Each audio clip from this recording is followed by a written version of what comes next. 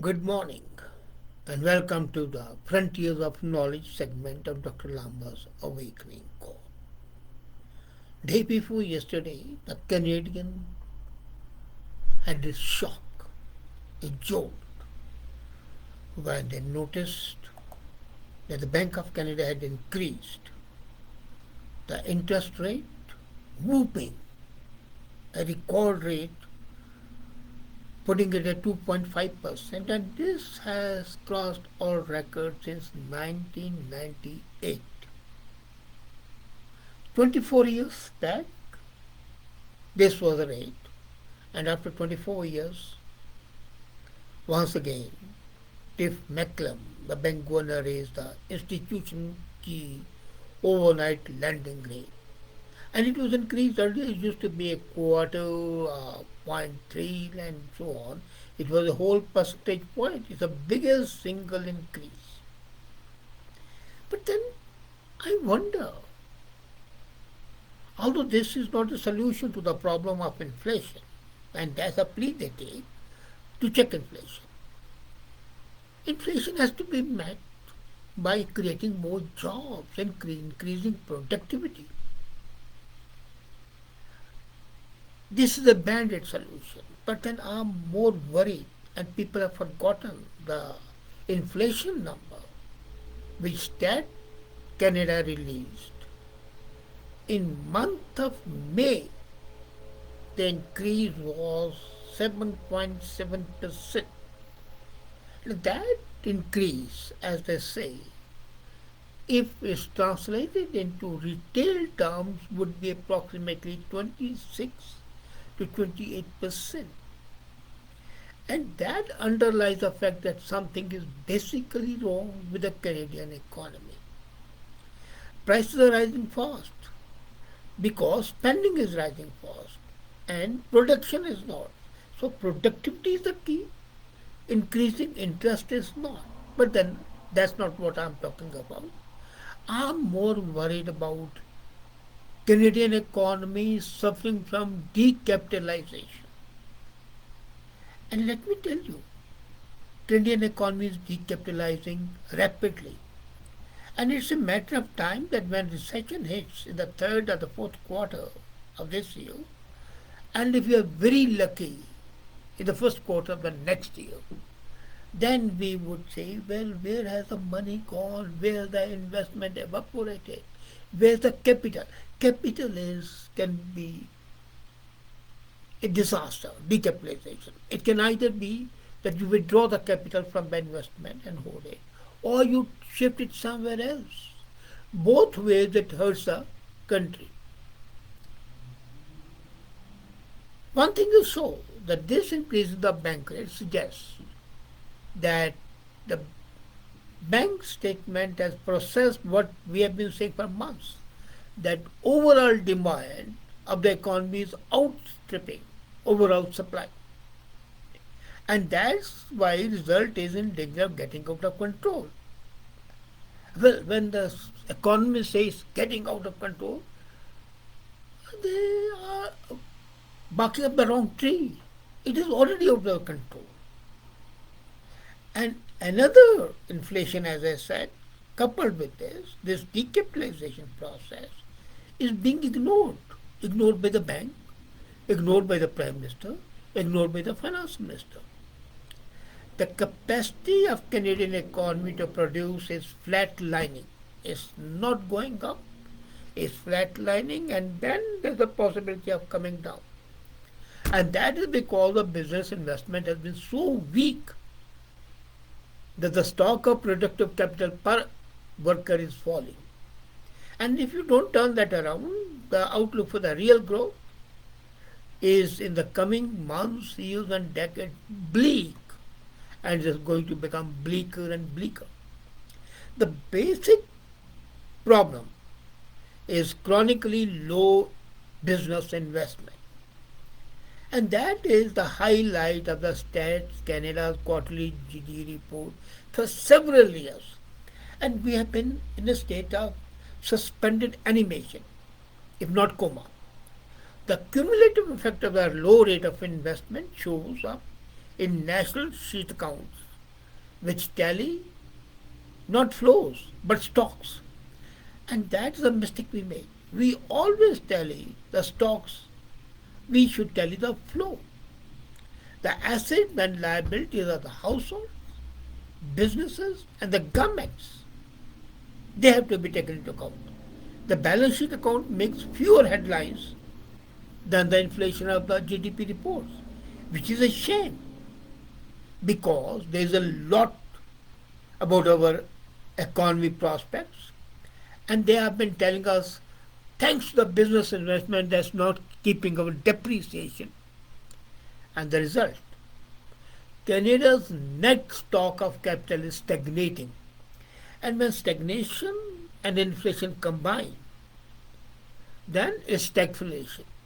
And stagflation, let me tell you, is a disaster for any economy.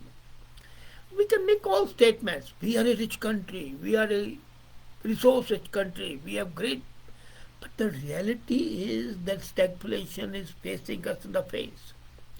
And once the process of decapitalization starts, there is no checking it. We forget that economic growth has three main drivers. First is the growth in the workforce. Second is the growth in the capital stock. And third is the growth of productivity. Now, growth in the capital stock and growth in productivity go hand in hand, they run together.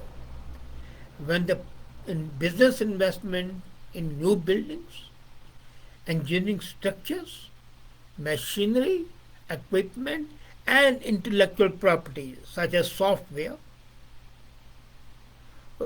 then workers get better tools to work with. And that enables them to produce more output and they earn more per hour of work. The data shows that our workforce is still growing, though it's growing at a lesser speed than it was growing in the previous decades. But on the other side, our stock of non-residential structures, machinery, software, and other tools per worker is shrinking. So this is a curious situation. On the one side, the workforce is growing, though at a reduced rate. But what about the non-residential structures, machinery, software, soft power, and other tools? That's coming down. And that is what is shocking. If I compare with the situation before pandemic, the real stock of business capital per worker is down by 3%. 2 years. Actually started in 2020, January. It's 2022. So in 2 years, the real stock of business capital per worker is decreased by 3%. The only type of business capital that has grown faster than the workforce since the fourth quarter of 2019 is the non-residential building. Capital per worker in the other major categories is down. Engineering construction is down by 2%.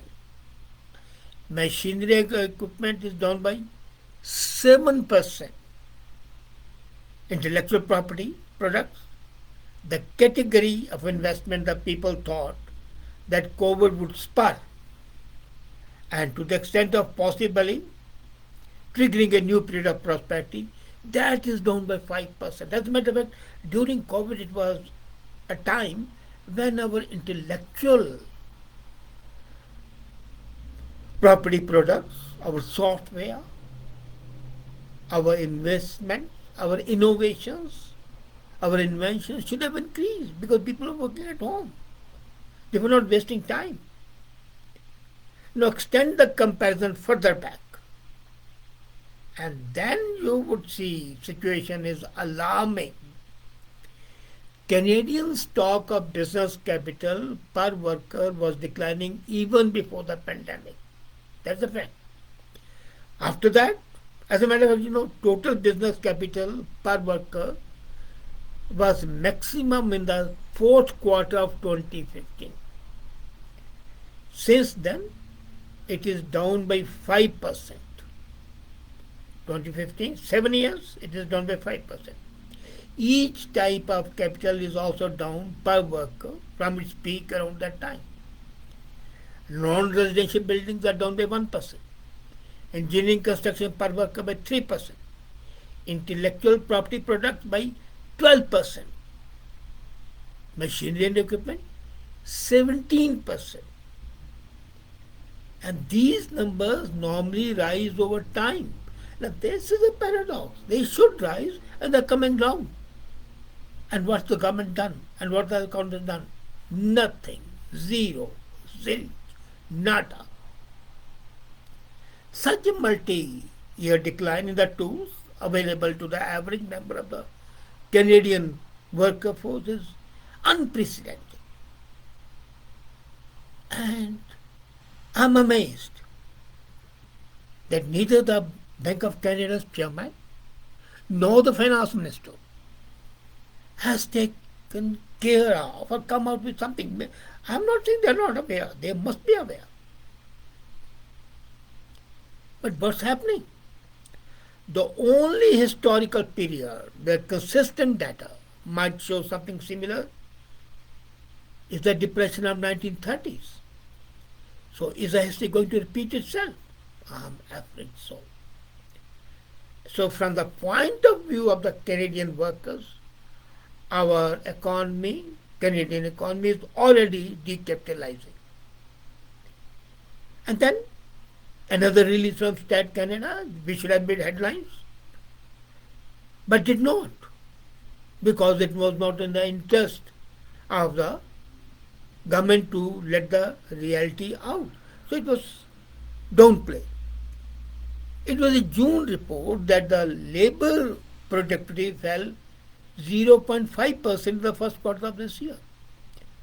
When the labor productivity falls, then there's a fall in the your machinery and equipment, there's a fall in the intellectual property rights, there's a fall in the engineering construction, there's a fall in the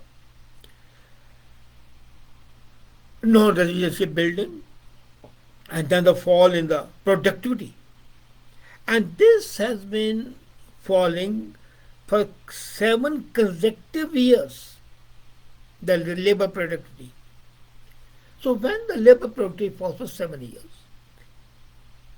are you not amazed that growth in production is lagging? Now what's happening? Growth in spending is not lagging, but the growth in production is lagging. And that causes inflation. And the government comes and raises the bank rate. What utter nonsense. The 2022 budget this year did note the dire implication of the low business investment. That was a good thing. They cited the projections that growth in living standards would be the last among the OECD countries in the next 40 years or so. So they think after 40 years will be the lowest in the OECD countries. Okay, then what are you doing?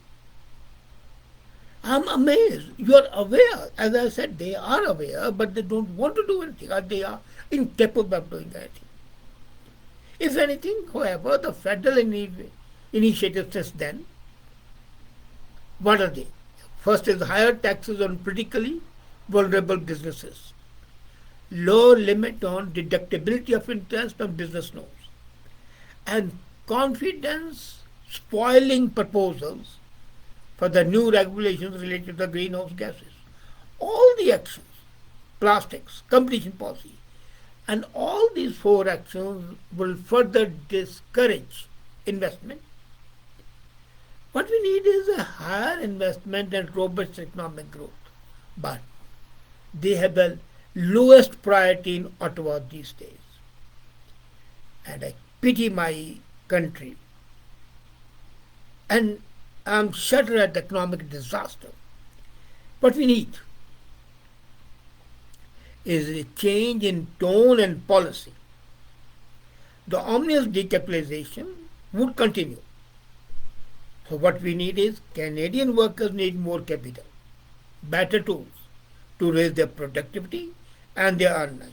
Otherwise, both the current expansion and long-term living standards are in trouble. Are we going to work on these lines? Are we going to ensure that this decapitalization process comes to a stop right now? It can,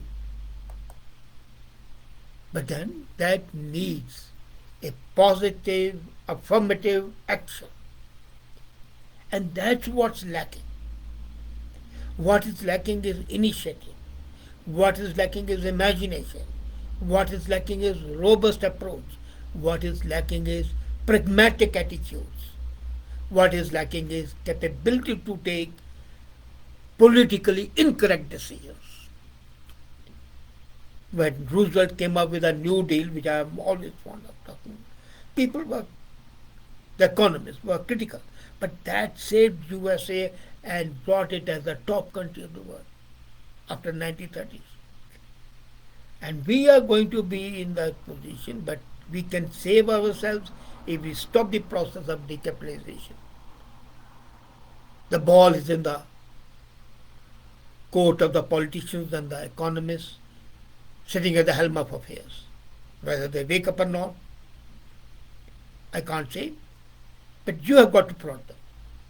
And I hope they open their eyes to the reality rather than hiding their heads ostrich like in the sand.